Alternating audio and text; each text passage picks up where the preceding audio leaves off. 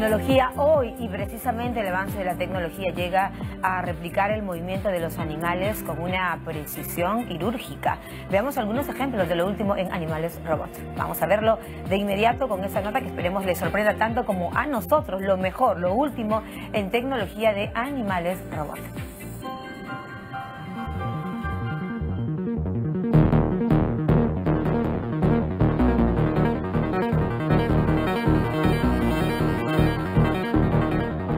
Conquistar la tierra y el cielo.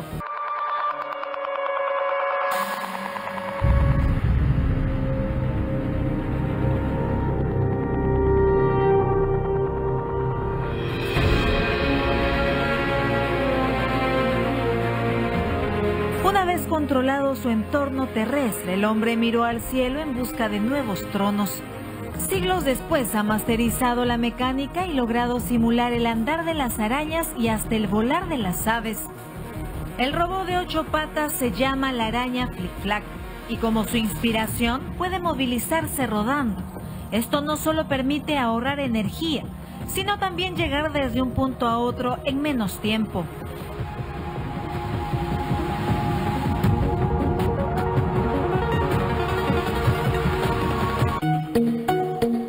Pero sin duda el más espectacular a la vista es el lobo volador. Sutiles movimientos copiados a la perfección de la naturaleza le dan autonomía aérea por horas. Ambos son creados por una innovadora compañía alemana cuyos ingenieros no han desaprovechado los esfuerzos evolutivos de la naturaleza para sus diseños. Incluso han creado una ingeniosa agarradera en forma de brazo de pulpo.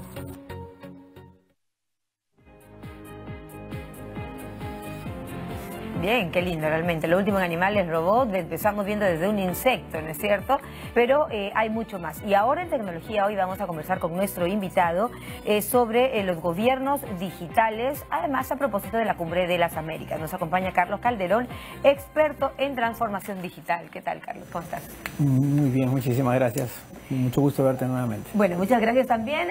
Queremos conversar con usted sobre, ya que tú eres el director de EduTech, ¿no es cierto? El tema de las tecnologías y los gobiernos digitales, ¿cómo se encuentra el Perú? Mira, tenemos una cumbre donde nos visitan muchos países, 30 delegaciones confirmadas, jefes de Estado, primeros ministros, dignatarios, ¿no es cierto?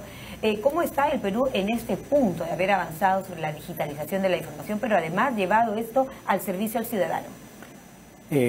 Bien, efectivamente, estoy seguro que sociedad digital y economía digital van a ser uno de los temas más importantes en la cumbre que nos convoca en esta oportunidad.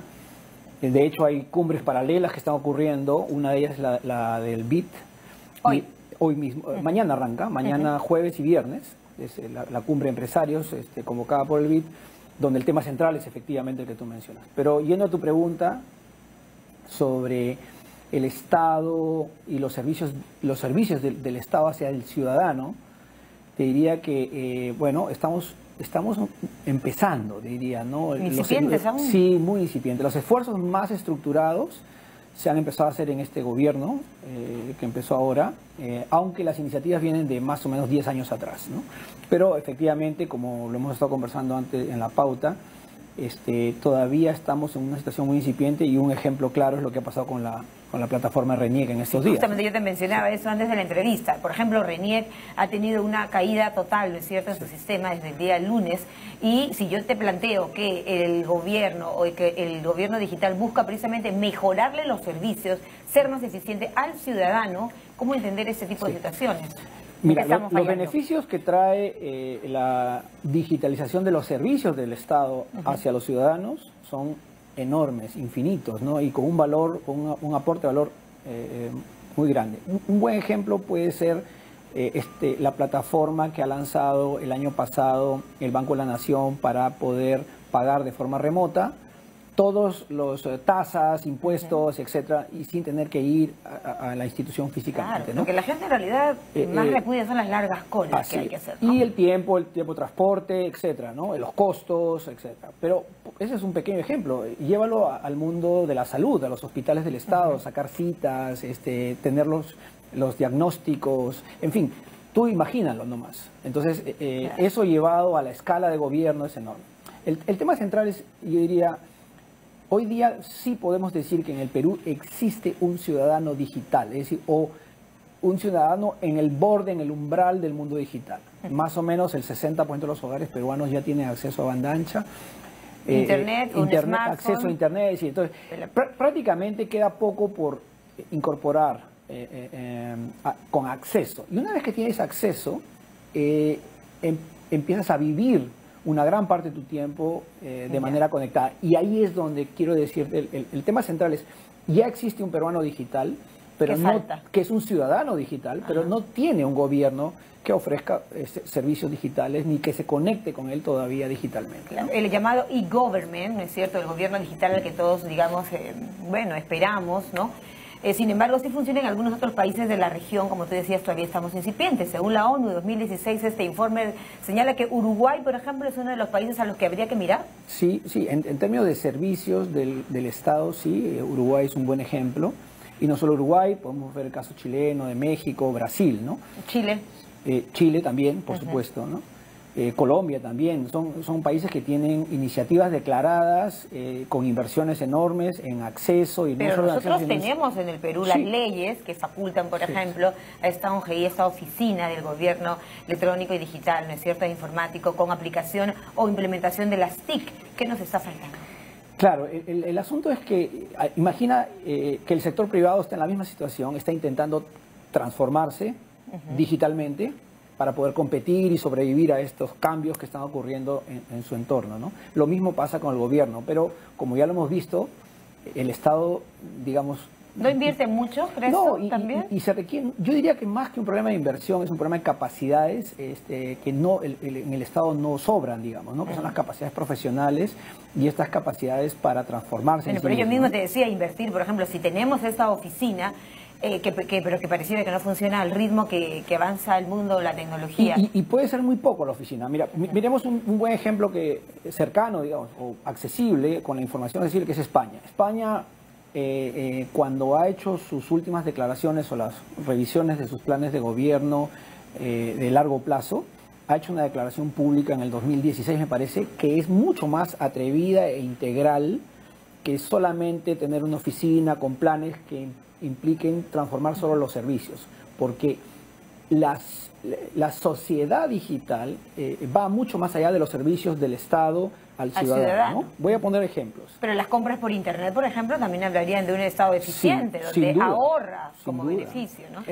Las economías que se producen con la digitalización son enormes. Efectivamente, los costos bajan, la productividad aumenta, la calidad de servicio percibido por la parte de los ciudadanos también es mejor.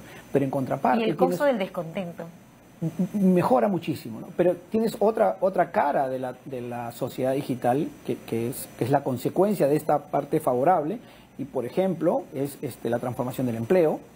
Empiezan a haber tasas importantes de desempleo que no son reemplazadas porque hay más robótica, hay más inteligencia artificial, hay más eficiencia, tú con menos produces hay más teletrabajo. Hay más teletrabajo, hay muchos efectos. Entonces, los estados tienen que mirar a esta nueva sociedad digital de una manera más holística e integral, ¿no? No solo es un aspecto técnico ni solo es un asunto de inversiones. Se requiere una visión mucho más integral que incorpore temas de cultura, ¿no? Una nueva sociedad tiene una nueva forma de pensar. Los chicos que están hoy día incorporándose a la población económicamente activa vienen con otros valores. Así es, no son nativos digitales y nosotros tenemos que también buscar estar a esa altura, pero no solo el ciudadano, porque tú has señalado que el ciudadano en realidad ha avanzado en ese tema, sino que es el propio Estado el que tendría que ponerse a la vanguardia cada vez más. Tenemos una oficina, probablemente falta presupuesto, nos faltan los técnicos. ¿Qué crees tú? Sí. No, yo diría... No sé si las universidades, yo te diría que a esta altura deberíamos tener se está discutiendo el pacto social, por ejemplo. Debería ser un asunto central en el pacto social discutir al ciudadano peruano digital y cómo lo vamos a atender y cómo podemos aprovechar esas ventajas. Ahora, todo tiene sus bemoles, ¿no? Mira lo que pasó en Facebook. El propio Zuckerberg está reconociendo que no se trabajó en preservar la privacidad de una de las empresas más poderosas, ¿no? Efectivamente. Después era Google, y eso abona con justo lo que estoy diciendo. No solo se trata de aspectos tecnológicos ni de inversiones. Hay que mirar, por ejemplo, la violación de derechos civiles. La privacidad es un derecho civil que se está violentando desde hace tiempo. Es tuyo. Claro, de todo. o sea, efectivamente, ¿no? Y además, las limitaciones territoriales que nosotros estamos acostumbrados a tener y que los gobiernos los tienen como límite, no funcionan en la sociedad digital. Tú eres usuaria de muchos servicios, o muchos de los que nos están escuchando son usuarios de servicios digitales cuya oficina no está aquí y que y usan reglas y normas de otros territorios, pero están violentando las nuestras. ¿Y cómo podemos defendernos? Esa es la primera pregunta que yo hago. Así es. Lo que ha pasado con Facebook es un pequeño ejemplo, ¿no? Permanentemente estamos siendo violentados en nuestros derechos civiles. Invadidos. Y no tenemos quien nos defienda o que alguien que tenga capacidades extraterritoriales para defender. Perfecto. Ahora, quiero llevar un poco el diálogo, ya que tú eres un entendido del tema, Carlos, en el sentido de hablar un poco de la trazabilidad de trámites. El peruano, y supongo que la gente en general pues lo que no quiere es un trámite engorroso, que demore tanto, los plazos, ¿no es cierto? En ese sentido, el Perú, ¿cómo se encuentra?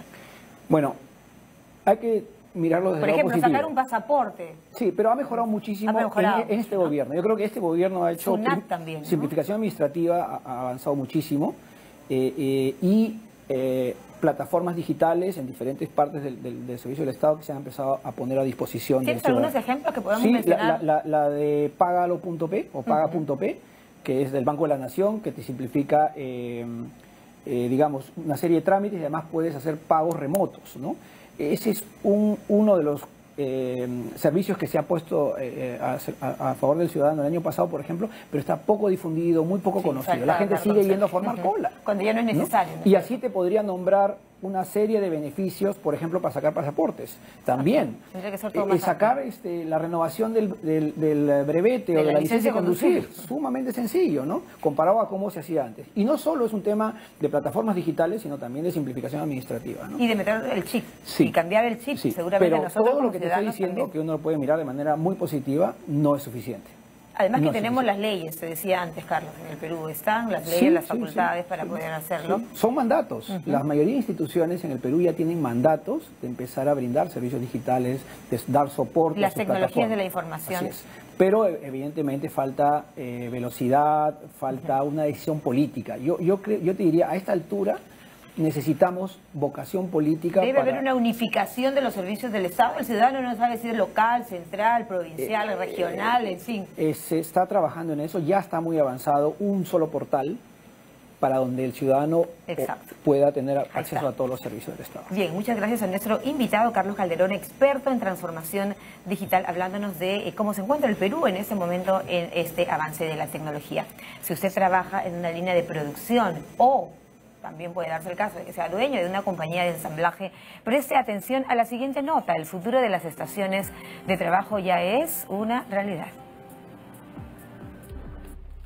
En la última edición de la Feria de Tecnología Hannover 2018, la compañía alemana Festo presentó el terminal de movimiento, una especie de válvula controlada por aplicaciones gracias a la fusión de hardware y software.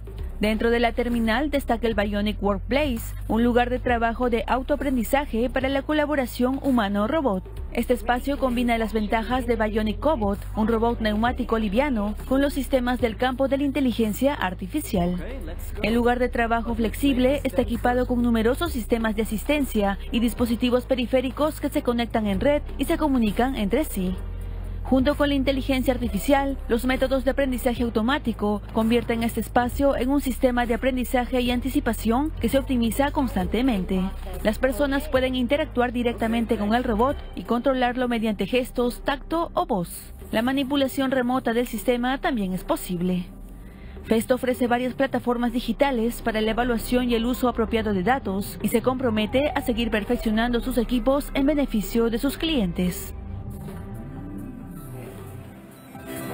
Bueno, llegamos así al final de Tecnología Hoy y esperemos que les haya gustado.